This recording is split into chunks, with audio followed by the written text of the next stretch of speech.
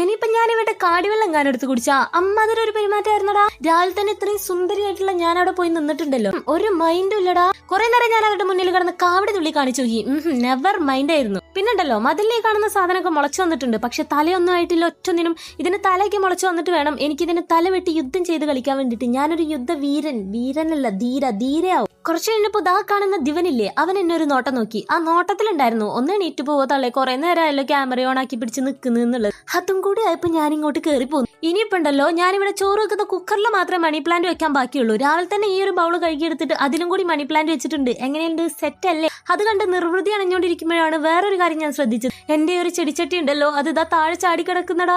ഈ കാണുന്നത് ഈ ചെടി തന്നെ ആയിരുന്നു അതിലുണ്ടായിരുന്നത്. നല്ല അടിപൊളിയായിട്ട് വന്നിട്ടുണ്ടായിരുന്നു. ഇനിയിപ്പോ അതിനെങ്ങനെയും അവിടെ നിന്ന് രക്ഷിച്ചിട്ട് വീണ്ടും സെറ്റ് ആക്കിയിട്ട് ഒന്ന് എടുത്തു വെക്കണം. സംഭവം എനിക്ക് കുറച്ച് സങ്കടമൊക്കെ ഉണ്ട്. എന്തായാലും ഇത്രയും നേരം വായിട്ട് അലച്ചതല്ലേ, ഇനിയിപ്പോ ഇഞ്ചിയിട്ട് ചായ ആവാം. പിന്നുണ്ടല്ലോ എന്റെ ഈ കുപ്പായം എങ്ങനെയുണ്ട്, വെള്ള വരെയുള്ള കുപ്പായത്തിന് വെള്ള പുള്ളിയുള്ള പാന്റ്. അതും വെറും പുള്ളിയല്ല, പകുതി അടിച്ച ആപ്പിളാണ്. അതും 1-2 ആണോ? അല്ല, ഒരുപാടുണ്ട്. അപ്പോ എങ്ങനെയുണ്ട്, സെറ്റ് അല്ലേ? അപ്പൊ നമുക്ക് അടുത്ത വീഡിയോയിൽ കാണാം. അതുവരേക്കും ബൈ.